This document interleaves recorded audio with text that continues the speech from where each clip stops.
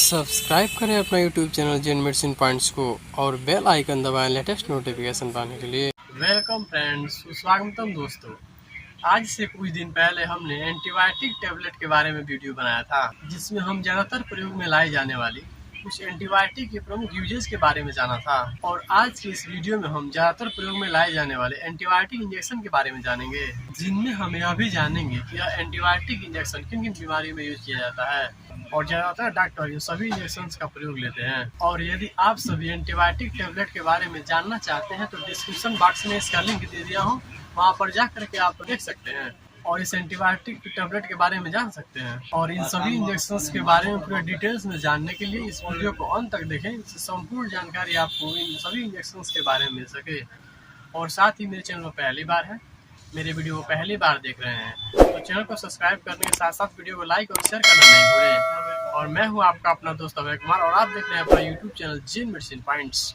चलिए आज फिर सीखने आ सकते हैं।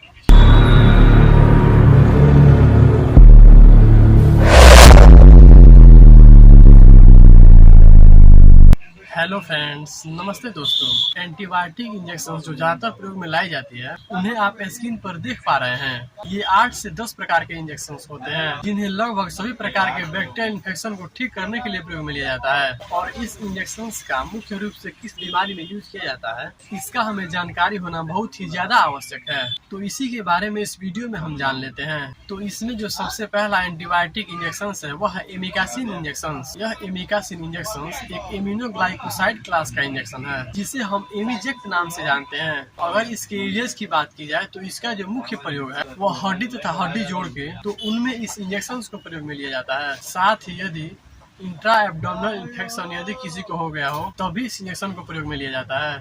यूरिनरी ट्रैक का अगर कोई इन्फेक्शन हुआ हो, जैसे किडनी, यूरेथ्रा या पेशाब नली से संबंधित कोई समस्या हो गई हो जिस कारण से पेशाब करने में जलन हो रही हो, तो उस समय भी इस इंजेक्शन को प्रयोग में लिया जाता है। और अगर अपर रेस्पिरेटरी ट्रैक का इन्फेक्शन हो गया हो या लोअर रेस्पिरेटरी ट्रैक का इन्फेक्शन हो गया हो, तो इन दोनों को ठीक करने के लिए भी इस इंजेक्शन को प्रयोग में लिया जाता है। लेकिन इसका जो मुख्य यूज लिया जाता है वह निमोनिया में प्रयोग में लिया जाता है। और मेनिंजाइटिस नाम की बीमारी, जिसमें स्पाइनल कॉर्ड तथा मस्तिष्क में इन्फेक्शन हो जाता है, तो अब इसमें भी इस इंजेक्शन को प्रयोग में लिया जाता है। और कोई पेशेंट है जो इन सभी में से किसी भी प्रकार के इन्फेक्शन से पीड़ित है, लेकिन उनमें जेंटामाइसिन तथा टोरामाइसिन जो इंजेक्शन है वह काम नहीं कर रही है, तो उस स्थिति में भी यह एमिकासिन इंजेक्शन उन्हें लगाया जाता है। और अगला जो इंजेक्शन है वह है एमोक्सिसिलिन तथा क्लेवेनिक एसिड का इंजेक्शन, जिसे हम एरिस्टोमाक्सिविर इंजेक्शन नाम से जानते हैं।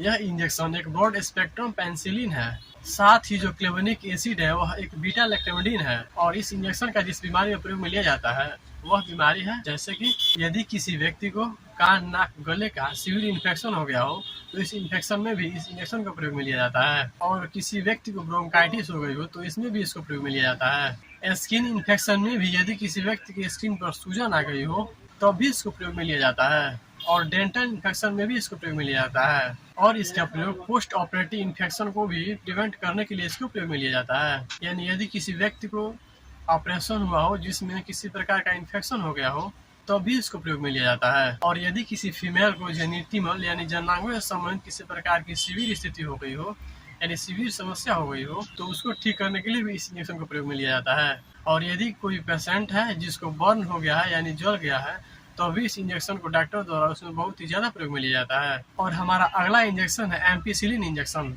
यह भी एक ब्रॉड स्पेक्ट्रम पेनिसिलिन ग्रुप की इंजेक्शन है, जो कि एमोक्सिसिलिन तथा क्लेवेनिक एसिड के सिमिलर इंजेक्शन है। इसलिए जो इसका यूज है वह एमोक्सिसिलिन तथा क्लेवेनिक एसिड के सिमिलर ही इसको प्रयोग में लिया जाता है। इसलिए इसका जो यूज है वह एमोक्सिसिलिन तथा क्लेवेनिक एसिड का जिस बीमारी में यूज लिया जाता है उसी के सिमिलर उसी बीमारी में इसको भी प्रयोग में लिया जाता है। लेकिन एक बात और ध्यान रखें कि एम्पिसिलिन इंजेक्शन से किसी व्यक्ति को किसी प्रकार का नुकसान नहीं होता है। और जब यह एम्पिसिलिन इंजेक्शन व्यक्ति को काम नहीं करती है तब उसके बाद इस एमोक्सिसिलिन तथा क्लेवेनिक एसिड का जो इंजेक्शन है एरिस्टोमाक्सिविर इसको प्रयोग में लिया जाता है। और हमारा अगला इंजेक्शन है सेफाट्रेक्सोन इंजेक्शन। इस इंजेक्शन को आप सभी भली भांति जानते भी होंगे और इसका बहुत ही ज्यादा प्रयोग में लिया जाता है। और इसका जो पॉपुलर ब्रांड नेम है वह आपको मोनोसेफ के नाम से मिल जाती है। और यह मोनोसेफ इंजेक्शन 3rd जनरेशन की सेफलोस्पोरिन ग्रुप की दवा है।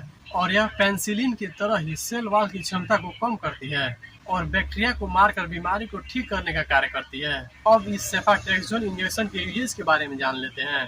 जैसे यदि किसी बच्चे को मेनिंजाइटिस नाम की बीमारी हो गई हो तब भी इस इंजेक्शन को प्रयोग में लिया जाता है। और स्पेशली इसकी 250 ग्राम की जो इंजेक्शन आती है वह बच्चों में दी जाती है। इसके अलावा यदि किसी व्यक्ति को टाइफाइड फीवर हो गया हो, चाहे वह कितना ही पुराना क्यों न हो, तब भी इस फीवर को ठीक करने के लिए इस इंजेक्शन को प्रयोग में लिया जाता है। और यदि किसी व्यक्ति को यूरिनरी ट्रैक्ट का इन्फेक्शन हो गया हो तब भी इस इंजेक्शन को प्रयोग में लिया जाता है। यदि किसी व्यक्ति को आंत में सूजन आ गई हो और यदि किसी व्यक्ति को टेप्सिस नाम की बीमारी हो गई हो तो भी इस इंजेक्शन को प्रयोग में लिया जाता है।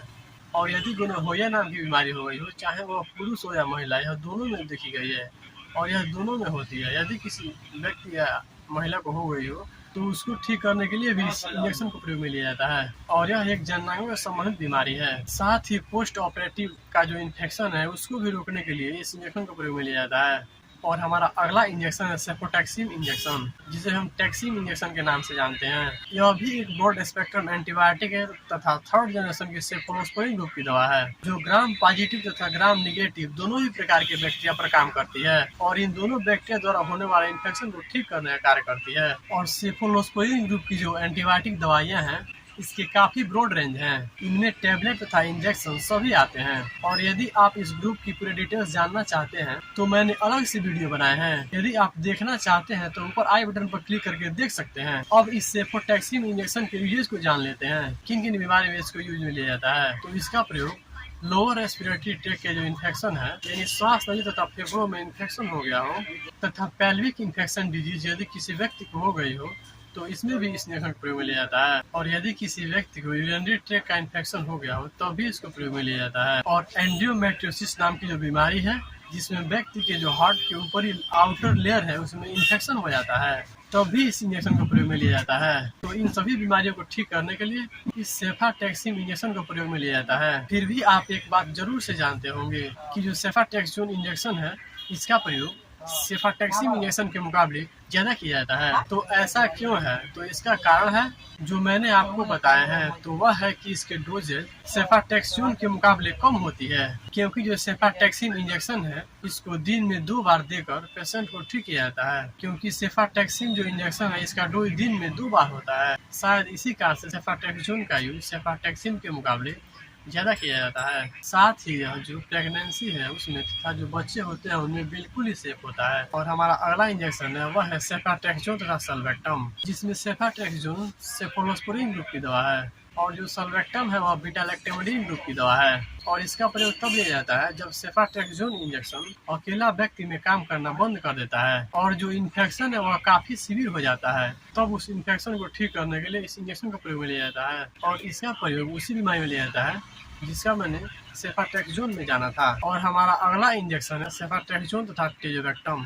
यह भी सेफोलोस्पोरिन तथा बीटा-लैक्टैमिडीन ग्रुप की ही दवा है, लेकिन इसका प्रयोग तब लिया जाएगा जब इस सेफाटैक्सोन तथा सल्वेक्टम ग्रुप का जो इंजेक्शन है वह काम करना बंद कर देता है, यानी काम नहीं कर रहा हो, तब इस इंजेक्शन को प्रयोग में लिया जाता है। बस यही कुछ अंतर है कुछ इंजेक्शन के बारे में। बाकी जो सेफाटैक्सोन के जो यूजेज होते हैं वह सिमिलर ही होते हैं। और हमारा अगला इंजेक्शन है जेंटामाइसिन इंजेक्शन। इसका प्रयोग भी बहुत ज्यादा लिया जाता है और इसका प्रयोग आपने कहीं न कहीं जरूर से लिया होगा।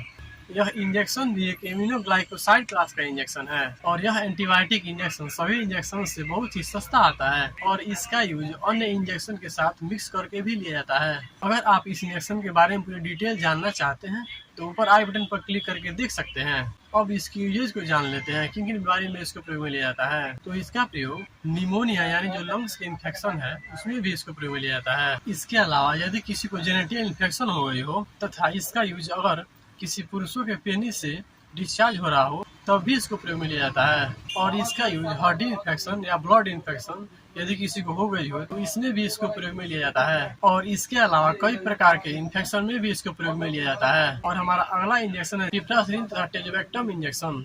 यह भी एक पेनिसिलिन ग्रुप का इंजेक्शन है। इसको यूरेट्रो पेनिसिलिन ग्रुप में रखा गया है। इसमें पिप्रासिलिन पेनिसिलिन ग्रुप की दवा है तथा टेजोबैक्टम बीटा-लैक्टैमिडीन ग्रुप की दवा है। अब इसके यूजेस को जान लेते हैं। तो इसका यूज इंट्रा एब्डोमिनल इन्फेक्शन को रोकने के लिए भी किया जाता है, जैसे स्टमक इन्फेक्शन, किडनी या लिवर से संबंधित किसी प्रकार की इन्फेक्शन हुआ हो तो उसमें भी इसको प्रयोग में लिया जाता है। और इसका यूज अपेंडिक्स में तेज दर्द और सूजन हो जाता है तब भी इसमें इसको प्रयोग में लिया जाता है। तथा इसका use pneumonia, post operative infection या कोई बड़ा ऑपरेशन हुआ हो तो उसे प्रिवेंट करने के लिए इसको प्रयोग में लिया जाता है। और अगर किसी व्यक्ति को पेशाब के साथ ब्लड आ रही हो तो भी उसको ठीक करने के लिए इस इंजेक्शन को प्रयोग में लिया जाता है। और यदि किसी व्यक्ति की WBC लो हो गई हो तब भी इसको प्रयोग में लिया जाता है। और यदि किसी व्यक्ति को बर्न यानी जल गई हो तब भी इसको प्रयोग में लिया जाता है।